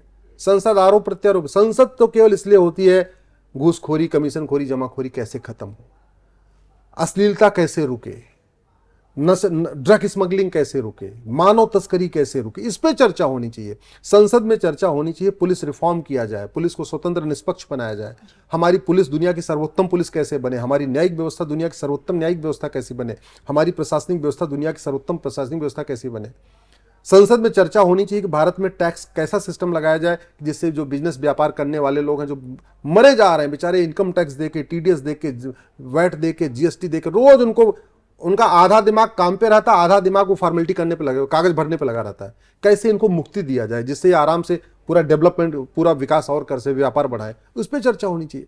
संसद में चर्चा इस बात से होनी चाहिए कि थाना जो भ्रष्टाचार का अड्डा बन चुका है, तहसील जो भ्रष्टाचार का अड्डा बन चुकी है, जिला अदालतें जो भ्रष्टाचार का अड्डा बन चुकी है, इनको भ्रष्टाचार से मुक्ति कैसे मिले। मेरे ख्याल से इसके साथ आपको नहीं लगता कि सत्ता पक्ष भी जिम्मेदार है? कि क्योंकि अगर देखिए, विपक्ष वाले इस मुद्दे को नहीं उठा रहे हैं। विपक्ष वाले चलिए हिंदुत्व बहुत कर रहे हैं, तो ये नहीं लगता कि मोदी जी को भी सामने आकर मणिपुर पर बात करनी चाहिए थी? जो सच में हो रहा है देश में खराब, उन सब मुद्दों पर वो बात कर सकते थे। सोचते कि भैया हटाओ, कह दिया, अब हम अपने मुद्दों को रखेंगे, क्या हो रहा है देश में, क्या बुरा हो रहा है, उस पर भी डिस्कस कर लेते हैं। लेकिन मोदी जी भी तो ऐसा कह सकते थे ना, लेकिन उन्होंने भी नहीं कहा। उन्होंने ये समझा कि भैया मैं विपक्ष को जवाब दूंगा। मणिपुर का जो मेन झगड़ा है उसको मैं आपको बताता हूं। हम लोग मणिपुर की बात करते हैं लेकिन मणिपुर की समस्या के मूल कारण पे नहीं जाते। मणिपुर की पूरी समस्या है अवैध घुसपैठ और ड्रग स्मगलिंग। पूरा वहां पे एक तरीके से मणिपुर की डेमोग्राफी बदलने की पूरी प्लानिंग हो रही है। बाहर से लाला के यहाँ लोग बसाए जा रहे हैं, वहां खूब जो है अवैध निर्माण हो रहे हैं। और दूसरी बात यह कि वहां पे जो अलगाववादी संगठन है, उन्होंने नशे का पूरा बड़ा बड़ा फार्म हाउस बना रखा है, बड़े बड़े उन्होंने पहाड़ों पे कब्जा कर रखा है, वहां पे ड्रग पैदा कर रहे हैं। जैसे उस ड्रग को कंट्रोल करने की कोशिश की गई, उस पूरे कार्टेल को रोकने की कोशिश की गई, जो ड्रग स्मगलिंग बाहर से आ रही थी बॉर्डर्स, उसको रोकने की कोशिश की गई, ये पूरा हंगामा वहां शुरू हुआ है। वहां शुरू होते होते अंत में फिर इस पे आ गया कि भैया इनको यहाँ से पलायन कराओ, और बहुत सारे हिंदुओं ने वहां पलायन किया, बहुत सारे वहां पे लोग वहां से अपना अपना घर छोड़ के भागे हैं। ड्रग स्मगलिंग, मैं तो बार बार कह रहा हूं कि मणिपुर में अगर ड्रग स्मगलिंग हो रही है तो केवल मणिपुर के लोगों को बर्बाद नहीं करेगी, वो नोएडा के लोगों को बर्बाद करेगी। और इसका कुछ दिन पहले एक एग्जांपल बताता हूं। एक एमिटी यूनिवर्सिटी है, एमिटी यूनिवर्सिटी के 9 लड़के पकड़े गए हैं, और वो इंजीनियरिंग के छात्र थे, ला कर रहे थे, लड़के जो बकायदा ड्रग स्मगलिंग कर रहे थे। सोचिए, ड्रग स्मगलर ने अपना नेटवर्क हर कॉलेज में फैला दिया, लॉ कॉलेज हो, मेडिकल कॉलेज हो, इंजीनियरिंग कॉलेज हो, जहां सब फैला दिया। तो ड्रग स्मगलिंग एक बहुत बड़ी समस्या है। वर्तमान सरकार ड्रग स्मगलिंग के खिलाफ कानून काम कर रही है, बहुत सारे जगह पकड़े जा रहे हैं। पहले से सुनाई नहीं पड़ता था, अभी तो कुंतल को कुंतल पकड़े जा रहे हैं। पहले नहीं पकड़े जा रहे थे, इसका मतलब पहले सारे खप जा रहे थे, अब पकड़े जा रहे हैं। लेकिन फिर मैं वही कहता हूं, सिंगापुर जैसा कानून होना चाहिए। सिंगापुर में ड्रग स्मगलर 100% प्रॉपर्टी जब्त, नागरिकता खत्म, आजीवन कारावास, फांसी। एक व्यक्ति के पास सिंगापुर में 900 ग्राम गांजा मिला, सीधे उठा के फांसी दे दिया, 6 महीने के अंदर फांसी दे दिए। वो ड्रग स्मगलिंग पे कोई रियायती नहीं है। इवन मर्डर पे जो आदमी नॉर्मल गोली मार के हत्या करता है उस पर तो फिर भी थोड़ी वो रियायत करते हैं, थोड़ी दया दृष्टि देते हैं। ड्रग स्मगलिंग पे बिल्कुल नहीं करते। हमें भी, भारत को भी उसी तरीके से कानून। मैं तो बार बार कहता हूं, भारत की जितनी समस्याएं हैं, ये इसका 80% मूल कारण है घटिया कानून। हम लोग बाढ़ से, सुनामी से परेशान नहीं है, हम जो है बारिश से या गर्मी से परेशान नहीं, हम परेशान हैं उन समस्याओं से जो इंसानों ने शुरू किया है। और इंसानी समस्याएं इंसान ठीक कर सकता है, कोई इंसानी समस्या जो है लाइलाज नहीं होती है। हर इंसानी समस्या का इलाज है, वो इंसान कर सकता है। बस एक सवाल धर्मांतरण पर लेना चाहूंगी। इलाहाबाद हाईकोर्ट ने, जैसे कि नम्रता ने बताया, जो टिप्पणी आई है और उसमें ये बात भी कही गई है कि क्रिश्चियनिटी में धर्मांतरण बहुत किया जा रहा है, क्रिश्चियंस बनाए जा रहे हैं हिंदुओं को। हम लोग, एक डर है हम लोगों के मन में कि भाई 2047 तक अगर धर्मांतरण पर अंकुश नहीं लगाया गया तो भारत हिंदू राष्ट्र के बजाय इस्लामिक राष्ट्र में तब्दील हो जाएगा। लेकिन मैं आपसे जानना चाहती हूँ, जिस रफ्तार से धर्मांतरण हो रहा है, इस्लामिक राष्ट्र से पहले क्या भारत क्रिश्चियन देश बन जाएगा? नहीं, आप अगर जिन 9 राज्यों में हिंदू खत्म हुए हैं, ईसाई बहुल, उसमें ईसाई ज्यादा है। कश्मीर में हिंदू खत्म हुआ तो वहां मुस्लिम ज्यादा है, ठीक है। लक्षद्वीप में 97% मुस्लिम है, हिंदू 2% है। कश्मीर में 98% मुस्लिम है, 2% हिंदू हैं। बाकी नागालैंड में, मिजोरम में, मेघालय में, इन सब स्थानों पर क्रिश्चियन ज्यादा है। तो स्वाभाविक सी बात, दोनों टारगेट कर रहे हैं। दोनों टारगेट कर क्यों रहे हैं, मैं इसके पीछे की थॉट प्रोसेस बता रहा हूं। जैसे हमारे कहीं किसी किताब में नहीं लिखा हुआ है कि जब तक पूरी दुनिया में 50% हिंदू नहीं हो जाएंगे तब तक स्वर्ग का द्वार नहीं खुलेगा, ऐसा कुछ लिखा ही नहीं है हमारे यहाँ। दूसरी तरफ इस्लाम में यह मान्यता है कि जब पूरी दुनिया में 51% मुस्लिम हो जाएंगे तब कयामत की रात आएगी। उस दिन ये फैसला होगा कौन जन्नत में जाएगा, कौन जहन्नुम में जाएगा। तो सारे मिलकर कोशिश कर रहे हैं पूरी दुनिया में जल्दी हम 51% हो जाए। क्रिश्चियनिटी में लिखा हुआ है, उनका जो थॉट प्रोसेस है कि जब तक हम 51% क्रिश्चियन नहीं हो जाएंगे पूरी दुनिया में, तब तक डे ऑफ जजमेंट नहीं आएगा। जब तक डे ऑफ जजमेंट नहीं आएगा तब तक कौन हेवन में जाएगा, कौन हेल में जाएगा, इसका डिसीजन नहीं होगा। तो वो भी पूरी कोशिश लगेंगे जल्दी जल्दी 51% हो जाए। तो वो भारत में भी 51%, अब मुस्लिम चाहते हैं भारत में 51% मुस्लिम हो जाए, क्रिश्चियन चाहते हैं भारत में 51% क्रिश्चियन हो जाए। तो दोनों का टारगेट पे कौन, हिंदू है। हिंदू ही दोनों के टारगेट पे। तो कौन अपने टारगेट को पहले अचीव कर पा रहा है? इस पे कह पाना बहुत मुश्किल है। लेकिन एक बात मैं बताऊं, धर्मांतरण के एक बहुत बड़ा कारण जी, ये जो माइनॉरिटी स्कीम है ना, ये है। हमारे देश में धर्मांतरण को प्रमोट करने के लिए 10 कानून चल रहे हैं। हमारे देश में धर्मांतरण को प्रमोट करने के लिए 500 योजनाएं चल रही हैं।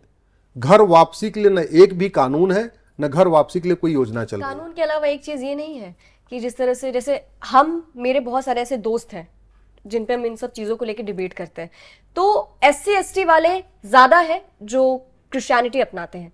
तो मेरे एक दोस्त ने मुझे ये कहा कि क्यों नहीं अपनाएंगे, उनको अपने ही धर्म में वो क्या बोलते हैं उसको, वो हक नहीं मिल रहा है, इज्जत नहीं मिल रहा है, तो वो चेंज कर ले रहे हैं। और ऐसा देखा भी गया है। तो वो तो उनको दूसरे धर्म में भी नहीं मिल रहा है, उनको राशन मिल रहा है। नहीं, वो राशन के लिए जा रहे हैं। बहुत अच्छा सवाल है, मैं उसका जवाब देता हूं। कैसे हो रहा है बता रहा हूं आपको। आप ट्राइबल हैं तो ट्राइबल के लिए आपकी 100 योजनाएं चल रही हैं, तो आप ट्राइबल के नाते आपको 100 योजनाएं मिल रही है। अब लेकिन आप हिंदू बने रहेंगे तो केवल 100 योजनाएं मिलेंगी ट्राइबल वाली। लेकिन जैसे ही आप क्रिश्चियन बन गए तो क्रिश्चियन के लिए 300 योजना केंद्र सरकार की और 200 योजना राज्य सरकार की, 500 योजना और चल रही है, ठीक है। तो आप ट्राइबल के साथ जब आप क्रिश्चियन बन गए तो आपको माइनॉरिटी वाली स्कीम का भी फायदा मिल रहा है और ट्राइबल वाली स्कीम का भी फायदा मिल रहा है। दोनों हाथों में लड्डू, दोनों हाथों में। उदाहरण के लिए मैं इसको और बताता हूं। मान लीजिए कैसे सरकारी हमारे जनता के टैक्स के पैसे से कैसे कन्वर्जन हो रहा है। झुग्गी में जो रहता है सबकी आर्थिक स्थिति एक जैसी होती है। अब झुग्गी 1 में हिंदू रहता है, झुग्गी 2 में मुस्लिम रहता है, झुग्गी 3 में क्रिश्चियन रहता है। माइनॉरिटी स्कीम के अंतर्गत मुस्लिम और क्रिश्चियन को 1000 रुपए मिल रहा है, लेकिन हिंदू को 1000 रुपए नहीं मिल रहा है। तो वो पूछता है बगल वाले से, भाई तुम्हारे बेटे को, तुम्हारा बेटा स्कूल जाता है, मेरा बेटा भी स्कूल जाता है, उसी स्कूल में दोनों पढ़ते हैं, तुम्हारे यार तुम्हारे बेटे को 1000 रुपए मिलता, मुझे मेरे बेटे को तो नहीं मिलता। बोले नहीं मिलता क्योंकि तुम हिंदू हो, मैं तो क्रिश्चियन हूँ। बोले क्या कर, बोले कन्वर्ट हो जाओ। अब वो सोचता अच्छा कन्वर्ट हो जाऊं, अगर इस्लाम में कन्वर्ट होता हूं तो नाम भी बदलना पड़ेगा, कई चीज़ और करनी पड़ेगी, तो फिर क्रिश्चियन बन जाओ। तो क्रिश्चियन बनने में क्या है, नाम वही रखना है, वही नम्रता नाम रखना है, वही कविता नाम रखना है, वही अपना नाम रखना है, उसमें कुछ बदलना नहीं है। केवल रिलीजन वाले कॉलम में क्रिश्चियन लिख देना है। अब रिलीजन वाले कॉलम में क्रिश्चियन लिख दिया तो माइनॉरिटी स्कीम का उसको फायदा मिलना शुरू हो गया, सगुन स्कीम का फायदा, ये स्कीम का फायदा, लोन भी मिलने लग गया, वजीफा भी मिलने लग गया, स्कूल की फीस भी माफ हो गई, अगर वो आगे पढ़ाई करेगा तो उसको और भी दुनिया भर की स्कीम 300। स्कीम खत्म नहीं हो जाना चाहिए। हाँ, यही तो मैं आपको बता रहा हूं। तो अब हो क्या रहा है कि उसने पैसे के लिए अपने रिलीजन वाले कॉलम में क्रिश्चियन लिखवा दिया। अब जब लिखवा दिया तो बाद में उसको ब्लैकमेल करना शुरू कर दिया। बोले तुम तो क्रिश्चियन बन के 1000 रुपए महीने ले रहे हो, तुम्हारे हाथ में रक्षा क्यों है, तो रक्षा काट के निकाल देगा। तुम क्रिश्चियन बन के जो है फायदा उठा रहे हो, तुम चर्च तो जाते नहीं हो, तो संडे चर्च जाना शुरू कर देगा। तुम क्रिश्चियन बन के पैसे 1000 रुपए ले रहे हो, तुम्हारे गले में क्रॉस नहीं तो क्रॉस पहन लेगा। तुम क्रिश्चियन बन चुके हो, फिर होली दिवाली क्यों मना रहे, होली दिवाली बंद कर देगा। तो धीरे धीरे 3-4 साल 5 साल के अंदर उस 1000 रुपए की वजीफे के लालच में, या और जो लोन फोन मिलता है, या मुफ्त मकान मिलता है, मुफ्त राशन मिलता है, उसके चक्कर में को मिलता है। लेकिन कई ऐसी योजनाएं हैं जो केवल माइनॉरिटीज को मिलती हैं। इसलिए मैंने इसको पीएल फाइल किया हुआ है कि माइनॉरिटी कमीशन खत्म करिए, माइनॉरिटी फिल्म हिस्ट्री खत्म करिए, जो देना है सबको नॉर्मल तरीके से दीजिए, गरीबी के आधार पर दीजिए। ये रिलीजन के आधार पर जो योजनाएं चल रही हैं, ये धर्मांतरण का मूल कारण है। एक और सवाल, आप बोले रिलीजन के नाम पे नहीं मिलना चाहिए, कास्ट के नाम पे भी तो बहुत मिलता है। इसको लेकर बहुत सारे ऐसे जनरल कास्ट के लोग हैं जो बोलते हैं कि भैया ये तो हमारे साथ बहुत गलत हो रहा है, क्योंकि जब एक लाया गया था तो कहा गया था कि फैमिली के किसी एक मेंबर को बस मिलना चाहिए, उनको मिल गया, फिर ये नहीं कि उनके आगे आगे सबको मिलता जाए। देखो, रिजर्वेशन की बात है तो मैं तो सीधे कहता हूं कि रिजर्वेशन से अगर दलितों का उत्थान होना होता तो हो चुका होता, 75 साल में हो गया होता। अरे दलितों का उत्थान तब होगा जब समान शिक्षा होगी, दलितों का उत्थान तब होगा जब उनको अलग नहीं समझा जाएगा, जब एक ही स्कूल में एक साथ पढ़ेंगे। अभी क्या हो रहा है, जहां पे 5000 रुपए फीस लगती है, वहां तो उसी का बच्चा पढ़ेगा ना जो 5000 रुपए फीस देगा। अभी हो क्या रहा है कि गरीब की बच्ची की अलग किताब है, अमीर की बच्ची की अलग किताब है, तो आपस में प्रेम भाव चारा आएगा कैसे, एक दूसरे से मिक्सिंग कैसे होगी। समान शिक्षा लागू होगी, सबकी एक जैसी किताब होगी, सबको समान अवसर मिलेगा। अभी इक्वल अपॉर्चुनिटी नहीं मिलेगी। भाई उदित राज दलित है, उदित राज के बच्चे को जितनी फैसिलिटी मिल चुकी, जितना हाई फाई वो कोचिंग करा सकते हैं, सब कुछ करा सकते हैं, वो गांव का बेचारा एकदम गरीब रिक्शा चलाने वाला तो नहीं करा सकता। तो समानता तब आएगी, समरसता तब आएगी जब चिराग पासवान के बच्चे की किताब और गांव के गरीब के बच्चे की किताब एक हो। और ये भी कहीं नहीं लिखा है कि एक कोई छोटे कास्ट का SC ST है या OBC है तो वही गरीब है, जनरल कास्ट वाले भी बहुत गरीब बैठे हैं। बहुत सारे, मैं तो सड़कों पर निकलता, मुझे Pandey tea stall, Tripathi tea stall, दुनिया भर की मुझे दुकानें मिलती हैं। कोई बेचारा चाय बेच रहा है। आज की डेट में आपको दिल्ली NCR मुंबई में जाके देख लीजिए, ऑटो चलाने वाले आधे जिसको हम सवर्ण कहते हैं वही है, चाहे वो श्रीवास्तव हो, चाहे वो ब्राह्मण हो, चाहे वो क्षत्रिय हो, चाहे बनिए हो। वो क्या कर रहे हैं, सड़क पे ठेली भी लगा रहे हैं, अमरूद भी बेच रहे हैं, केला भी बेच रहे हैं, फल भी बेच रहे हैं, चाय की टपरी भी दुकान लगा के बैठे हुए। तो वो जमाना चला गया, कहने की बातें हैं। मेरा ये मानना है समान शिक्षा लागू होनी चाहिए जी। अच्छा, एक मुद्दा अभी और उठा है कि राष्ट्रपति की जो अभिभाषण पुस्तिका होती है उसके मुख्य पेज पर क्या उनका नाम होना चाहिए? देखिए, मैं तो ये कहता हूं कि ऐसी विषयों पे चर्चा करने के बजाय कंक्रीट विषयों पे चर्चा करना, इस पे भी चर्चा हो रही है। हाँ, कंक्रीट चीजों पे चर्चा होनी चाहिए। ऐसी चीजों पे चर्चा करो कि भैया हमारे देश की ये गुलामी वाले कानून कब खत्म होंगे, गुलामी के नियम कब खत्म होंगे, गुलामी की व्यवस्थाएं कब खत्म होगी, भारत स्वतंत्र कब होगा, स्वतंत्र मतलब स्वतंत्र, अपना तंत्र कब विकसित होगा। अब ये देखिए, मैं काली कोट पहन के बैठा हूं, हमारा देख लीजिए, ये कौन था, अंग्रेजों वाली कोट है। आज तक हम 75 साल हो गए, हमारा बार काउंसिल ऑफ इंडिया ये काला लबादा नहीं पहन पाया। इसमें इतना पसीना होता है पूछे नहीं। चलो मैं तो सुप्रीम कोर्ट में प्रैक्टिस करता हूं, वहां तो फिर भी AC उसी लगा हुआ है।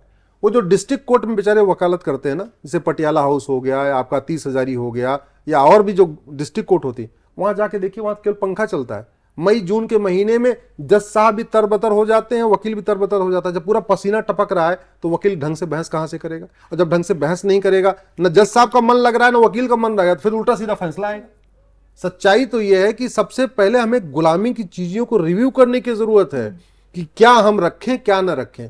हम सब कुछ अंग्रेजों वाला ले चल रहे हैं। मैंने आपको बता दिया, हम नाम नहीं बदल पाए। जो हवलदार, जो अंग्रेजों ने दिया था थानेदार, वो थानेदार ही चल रहा है, हम नाम भी नहीं बदल पाए। पुलिस स्टेशन क्या मतलब होता है? अगर पुलिस स्टेशन को हम कहें प्राइमरी सिक्योरिटी सेंटर, प्राथमिक सुरक्षा केंद्र, तो एक सुरक्षा की भावना भी आएगी, लोग पुलिस स्टेशन जाने से डरेंगे नहीं। अंग्रेजों के टाइम में उसका नाम थाना था, आज भी थाना चल रहा है। थानेदार का क्या मतलब होता है, हवलदार का क्या मतलब होता है, पेशकार का क्या मतलब होता है, तहसीलदार का क्या मतलब, कोई मतलब नहीं, सेंसलेस मीनिंग है। लेकिन हम गुलामी का नाम तक नहीं बदल पाए। इसलिए मैं कहता हूं कि संसद में ऐसे विषयों पे चर्चा होनी चाहिए, न कि जन नेसेसरी वस्तुत्व में आरोप प्रत्यारोप, मैं समाजवादी, मैं अम्बेडकरवादी, मैं पेरियारवादी, मैं गांधीवादी, मैं फलानेवादी, मैं फलानेवादी। अरे ये वाद परवाद से क्या लेना देना भैया, आम जनता किसी कोई राहत नहीं मिलने वाली। ठीक है, पिछली बार अश्विनी जी जब मैं आपके साथ पॉडकास्ट कर रही थी तो हमने कहा था ना कमेंट सेक्शंस में से कुछ कमेंट लेंगे, मैं एक बार आपको पढ़कर बता देती हूँ। और जो यूजर्स इस इंटरव्यू को देख रहे होंगे, मुझे उम्मीद है कि कॉमन ही होंगे, तो जरा देखें। एक यूजर ने लिखा है, इनका नाम है गढ़बंधु करके इनका नाम है, ये लिखते हैं, हम देश के प्रधानमंत्री से यही अनुरोध करेंगे कि वो कानून में आवश्यक सुधार करें, पुलिस एक्ट हो जाए, न्याय व्यवस्था हो, और अश्विनी उपाध्याय जी को राज्यसभा में भेजें। ऐसे व्यक्ति को तो कानून मंत्री भी बनाया जाए तो कोई बुरी बात नहीं, ऐसे व्यक्ति को कानून मंत्री बनाने से देश का सौभाग्य ही होगा। ये आपके लिए किसी ने लिखा है। फिर एक और यूजर ने, आपको मैं धन्यवाद देता हूं।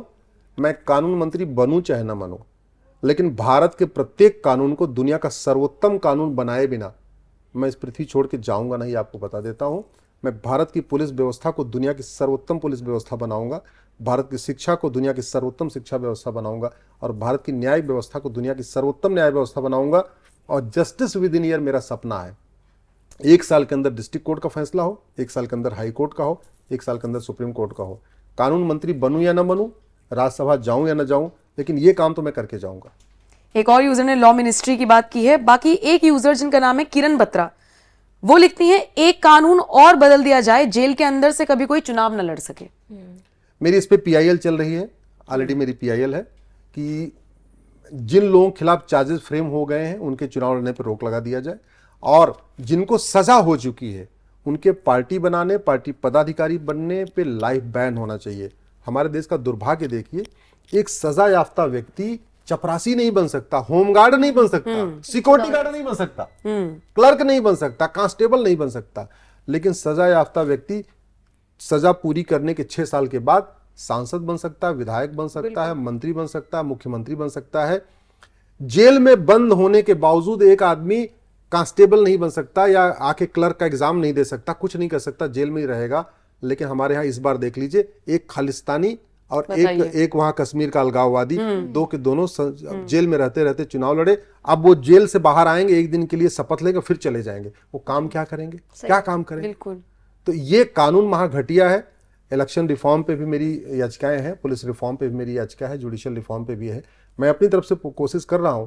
बाकी सांसद बनना, मंत्री बनना ये मेरे हाथ में नहीं है, ये तो जनता के हाथ में है। जनता चाहेगी, जनता सपोर्ट करेगी तो शायद आने वाले टाइम में बनूंगा। तो अश्विनी उपाध्याय ने कई मुद्दों पर अपनी राय रखी। उम्मीद तो थी, सृष्टि तो इसी उम्मीद के साथ बैठी थी कि मैं काउंटर करके घेरूंगी, लेकिन कितनी वो सफल हो पाई ये आप कमेंट सेक्शन में बताइएगा। ये इंटरव्यू आपको कैसा लगा कमेंट सेक्शन में बताइएगा। बहुत बहुत शुक्रिया अश्विनी जी, और आप दोनों सहयोगियों का भी, आप मेरे साथ जुड़े। बाकी इसके अलावा जैसे मैंने एक यूजर का कमेंट पढ़ा, उनका एक सवाल था, उस पर हमने डिस्कशन किया। आप बताइए आप और क्या क्या सोचते हैं, देश में कौन कौन से बदलाव होने चाहिए, कानून के स्तर पर क्या कुछ चेंजेस देश में आने चाहिए। कमेंट सेक्शन में आप अगर अपनी बात रखेंगे तो मैं पहुंचाऊंगी यहां तक, और अगले पॉडकास्ट में या अगले इंटरव्यू में उन सवालों का जवाब देंगे। तो शुक्रिया आप सभी का भी, और जिन दर्शकों ने इस इंटरव्यू को देखा बहुत बहुत शुक्रिया। नमस्कार।